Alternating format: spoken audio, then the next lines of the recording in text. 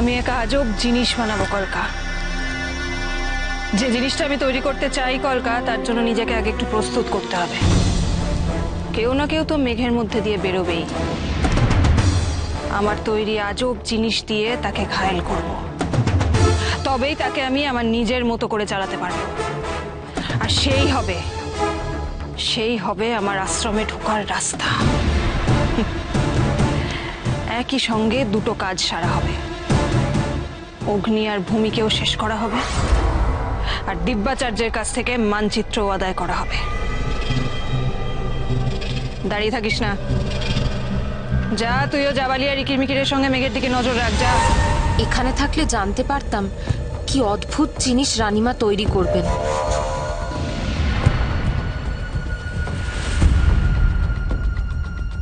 কি হলো, তোকে যেতে বললাম না? হ্যাঁ, যাচ্ছি রানীমা।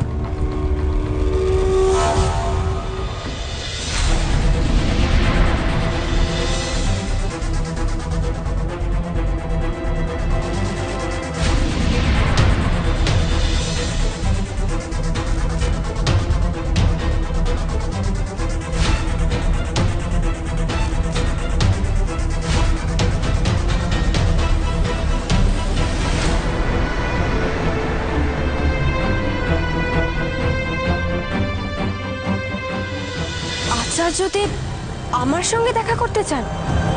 হ্যাঁ, চলুন আমার সঙ্গে। আমি ভাবি রাজা, আর দিব্যাচার্য প্রথমে আমার সঙ্গে দেখা করতে না চেয়ে ভূমিকে ডাকলো। রাগ হচ্ছে, প্রচন্ড রাগ হচ্ছে আমার। মনে হচ্ছে চারদিকটা সব লন্ডমন্ড করে দিই।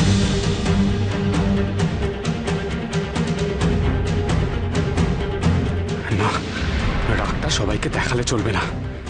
রাগটা আমাকে এখন চেপে রাখতে হবে। দেখলি তো ভূমি, যার জন্য এত কষ্ট করে এখানে আসা, সেটা অবশেষে সার্থক হতে চলেছে। সত্যি তোর কপালটা খুব ভালো। অগ্নি তো এসে থেকে গুরু দিব্যাচার্যের সঙ্গে দেখা করতে চাইছিল। আচ্ছা, আমরা এই চারজন একসঙ্গে আচার্যদেবের সঙ্গে দেখা করতে যেতে পারি না? না, যাকে আচার্যদেব ডাকেন তিনি একমাত্র তার সঙ্গে দেখা করতে যেতে পারেন। হৈমি, তাহলে আমি আসি। আয় বুদ্ধিরাম, তাহলে জনে জনে সবাইকে বলতে হবে না, আপনি এখন যান। দেরি হলে হয়তো আবার গুরুদেবের দেখা করার সময়ই হবে না, তখন হয়তো আপনি আর দেখাই করতে পারবেন না তার সঙ্গে। যান যান। অগ্নি, যাও, তোমাকে তো একা ডাকা হয়েছে, সব কথা শুনতে পেয়েছি। বারবার আমার কানের কাছে এসে বলার কোনো দরকার নেই তো, সব কথা কানে গেছে আমার। হঠাৎ কি হলো অগ্নির? অগ্নি এরকম করে কথা বলছে কেন? ভূমিকে একা ডেকেছে বলে অগ্নি কি রেগে গেছে? যখন থেকে আমি এখানে এসেছি, তোমরা সবাই মিলে আমাকে অপমান করে যাচ্ছ। আমি রূপনগরে রাজার ছেলে, হ্যাঁ আমি রূপনগরে রাজার ছেলে। তাহলে তাহলে আমাকে না ডেকে ভূমিকে ডাকা হচ্ছে কেন? এ ব্যাপারে আমার কোনো ভূমিকা নেই, আচার্যই ওনাকে ডেকেছেন। যখন এই ব্যাপারে তোমার কোনো ভূমিকাই নেই, তাহলে ভূমি যাবে না, যাবো আমি। না, তা সম্ভব নয়। আপনি কিছুতেই যেতে পারবেন না। কি হলো যুবরাজ, কেন এমন করছেন যুবরাজ? অগ্নি যা করছে ঠিক করছে না, ভুল করছে। অগ্নি তো শুনলো যে না ডাকলে দিব্যাচার্যের কাছে যাওয়া যায় না, তাহলে কেন এরকম করছে? আমি আর একটাও অপমান সহ্য করব না। আমি চলে যাবো এখান থেকে। অগ্নি, এইভাবে চলে যেও না। এসব তোমার চক্রান্ত। কি? আমি চক্রান্ত করেছি? হ্যাঁ হ্যাঁ, তুমি চক্রান্ত করেছো আমার বিরুদ্ধে। কি বলছো তুমি এসব অগ্নি? ভূমি তোমার বিরুদ্ধে চক্রান্ত করেছে? অকৃতজ্ঞ কোথাকার! এই ভূমি বারবার তোমাকে বিপদ থেকে উদ্ধার করেছে, আর আজ তুমি ওর দিকে আঙুল তুলছো। তোমার লজ্জা করছে না? এবার বুঝতে পেরেছি আমি, শুধু ভূমি নয়, তুমি আর বুদ্ধিরামও আমার বিরুদ্ধে চক্রান্ত করে যাচ্ছ। তোমাদের জন্য আজকে আমার এই অবস্থা। আমাকে পদে পদে অপমানিত হতে হচ্ছে। আমি থাকবো না এখানে, আমি তোমাদের সাথে থাকবো না এখানে। আমি চলে যাব। তোমরা থাকো এখানে, আমি চললাম এখান থেকে। অগ্নি, অগ্নি! অগ্নি আমার কথা দাঁড়ান। আচার্যদেবকে জানাতে হবে। আপনার বন্ধু এই আশ্রমের বাইরে যেতে পারলেও আচার্যর ইচ্ছা ছাড়া এই ঝুলন্ত উপত্যকার বাইরে যেতে পারবেন না।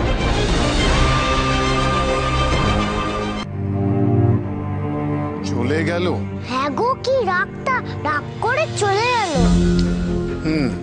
কি গো, কি হবে এখন? দেখি কি হয়, আগে ভূমি আসুক,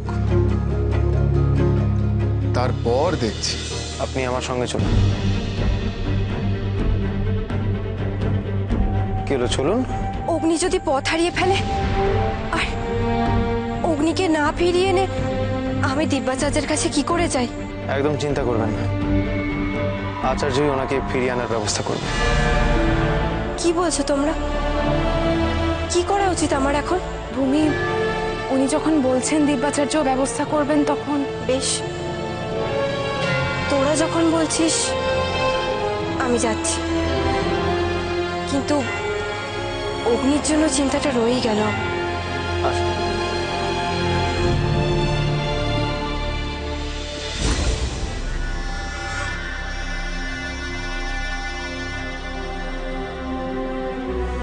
ধুর বাবা, আমি তো কিছুই দেখতে পাচ্ছি না। আমিও তো দেখতে পাচ্ছি না।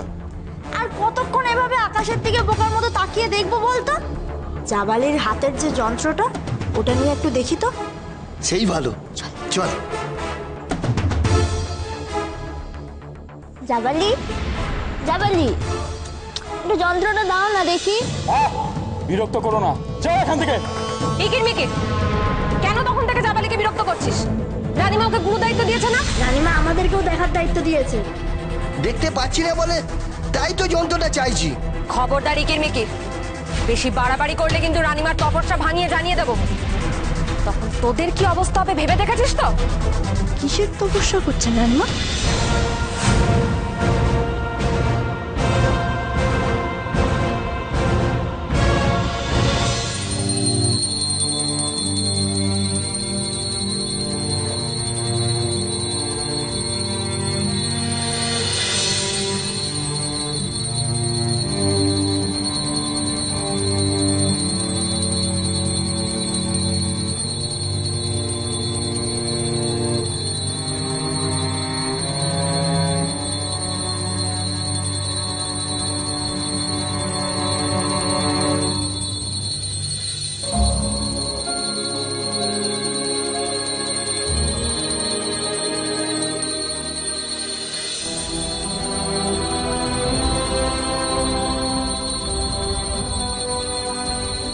এই ঘরে ঢুকে আমার একটা অদ্ভুত অনুভূতি হচ্ছে, একটা আশ্চর্য আকর্ষণ শক্তি অনুভব করতে পারছি। আমাকে কে যেন টেনে নিয়ে যাচ্ছে।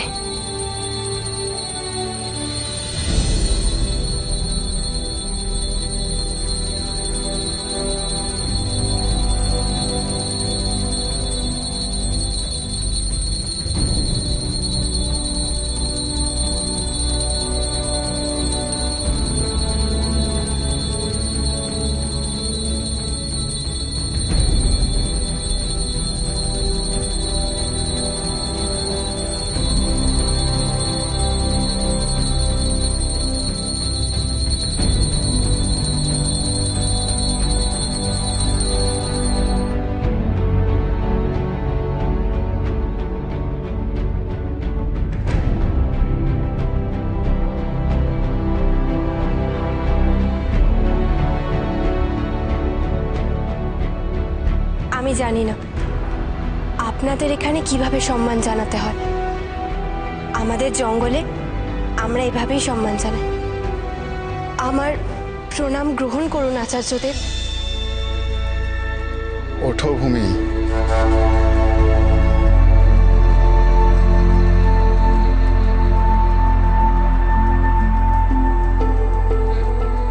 পুষ্পক,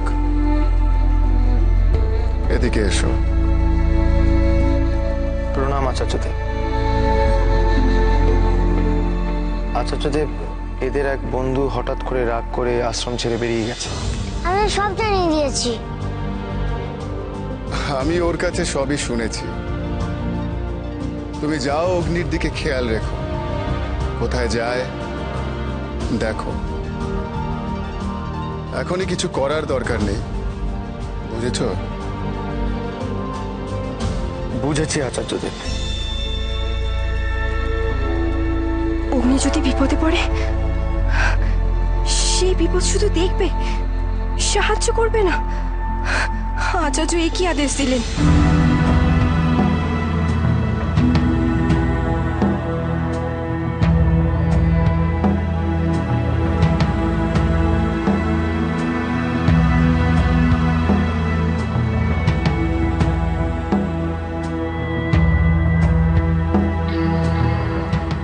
অগ্নির জন্যে খুব দুশ্চিন্তা হচ্ছে কি তোমার?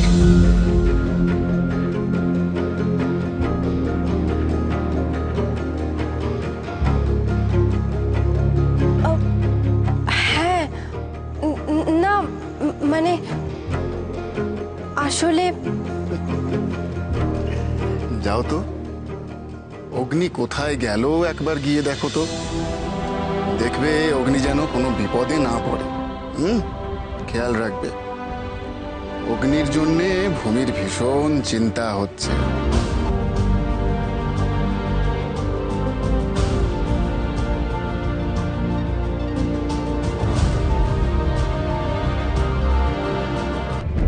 এই বাচ্চাটা অগ্নিকে খুঁজে বার করবে, বিপদের হাত থেকে অগ্নিকে বাঁচাবে। এ কিভাবে সম্ভব? তার উপর অগ্নি যা রেগে আছে, এই বাচ্চা ছেলে ওকে ফেরাতে পারবে না। আচার্যদেব কি এটা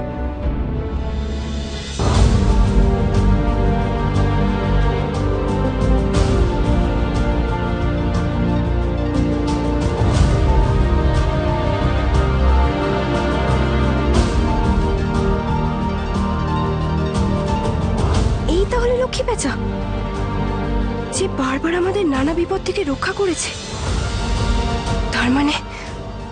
তার মানে আচার্যদেব আপনি সব জানতেন?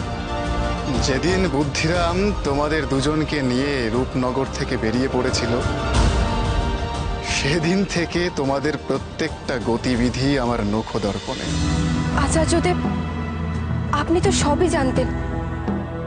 আমরা বারবার নানা বিপদের মুখে পড়েছি, তাহলে কেন আপনি আমাদের পুরোপুরি সাহায্য করেননি আচার্যদেব?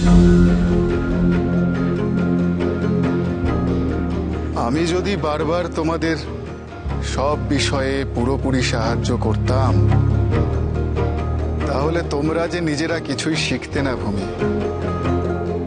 এই যে প্রত্যেকবার বিপদের সময় নিজেরা বুদ্ধি খাটিয়ে নিজেরাই উদ্ধার পেয়েছো, এতে তোমাদেরই উপকার হয়েছে।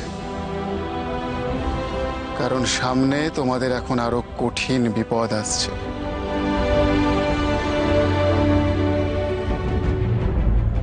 আরো কঠিন পরীক্ষা আচার্যদেব? হ্যাঁ, আছে। আচ্ছা, তোমরা এই আশ্রমে কেন এসেছো বলো তো? আপনি তো সবই জানেন। মোহিনীকে পরাস্ত করে নিজের বাবার মৃত্যুর প্রতিশোধ নিতে চাও তো? না আচার্যদেব, প্রতিশোধ নয়।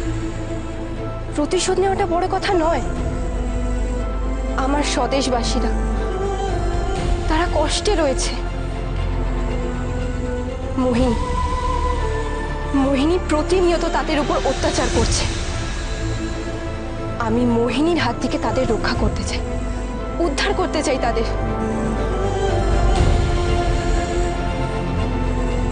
তোমার কথা শুনে আমি প্রীত হলাম ভূমি। সঠিক কথাই বলেছ তুমি। মোহিনীর প্রতি প্রতিশোধ নেওয়াটা কখনোই বড় কথা নয়। বড় কথা তোমার দেশবাসীকে নির্যাতনের হাত থেকে রক্ষা করা। বাহ,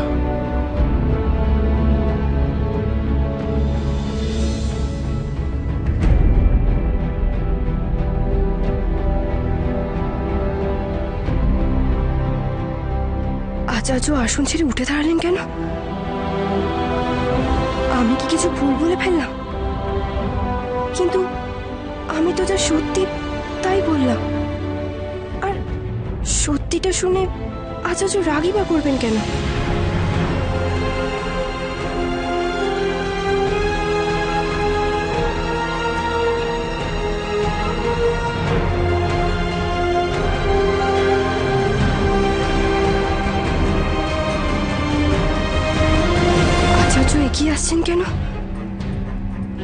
বুঝতে পারছি না উনি কি আমার ভর্ৎসনা করবে।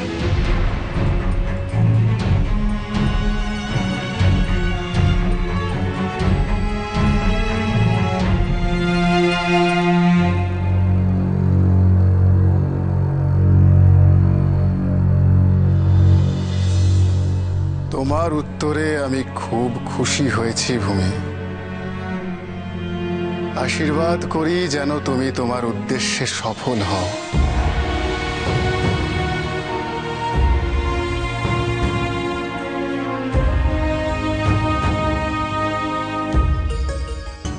মোহিনী বড়ই শক্তিশালী।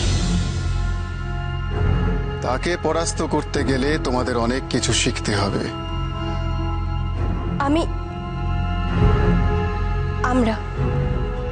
আমরা শেখার জন্য প্রস্তুত আচার্যদেব। বলুন কি শিখতে হবে? 7 সমুদ্র 13 নদী পার করে অর্জন করতে হবে জ্ঞান। কারণ মোহিনী হলো অজ্ঞানতার আধার। ওকে পরাস্ত করতে পারবে শুধুমাত্র জ্ঞান দিয়ে। তবেই রূপনগর আবার মোহিনীর কবল থেকে মুক্ত হবে। আমি আপ্রাণ চেষ্টা করব আচার্যদেব। তবে আপনাকে একটা কথা জানানোর ছিল। জানি, আমি জানি তুমি রূপনগরের উত্তরাধিকারী।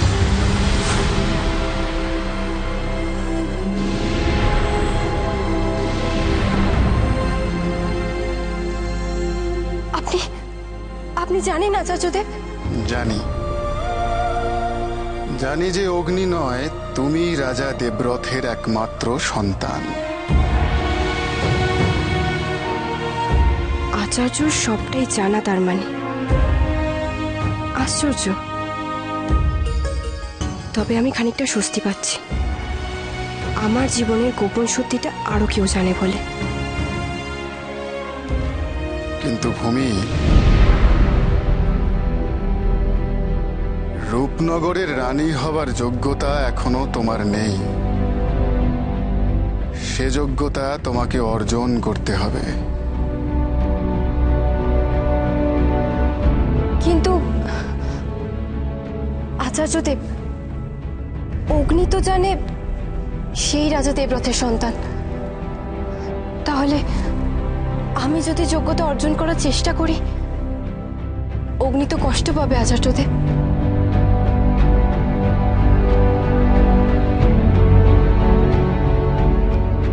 কিন্তু সত্যকে যে মানতেই হবে ভূমি। সত্যকে মিথ্যা দিয়ে বেশি দিন চেপে রাখা যায় না।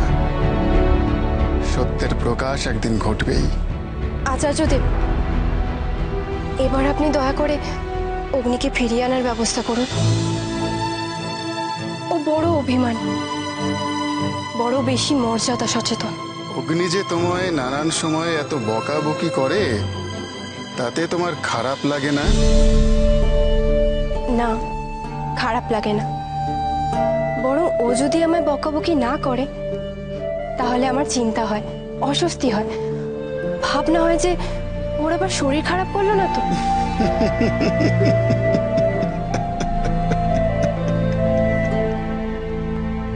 প্রণাম আচার্যদেব। কি সংবাদ পুষ্পক? আচার্যদেব, অগ্নি আশ্রমের আশেপাশেই ঘুরছে। সন্ধে হয়ে এলো, আর দেরি করা ঠিক হবে না। তুমি অগ্নিকে নিয়ে এসো পুষ্পক। আচার্যদেব, আপনি যদি অনুমতি দেন, আমি কি পুষ্পকের সঙ্গে অগ্নিকে আনতে যেতে পারি? তুমি যাবে এই সময়? অবশ্য পুষ্পক সঙ্গে থাকবে। বেশ বেশ, আমি অনুমতি দিলাম। পুষ্পক, ভূমিকে তোমার সঙ্গে নিয়ে যাও। আর খেয়াল রেখো ভূমি যেন সাবধানে থাকে। যথাজ্ঞা আচার্যদেব। আপনি আসুন আমার সঙ্গে।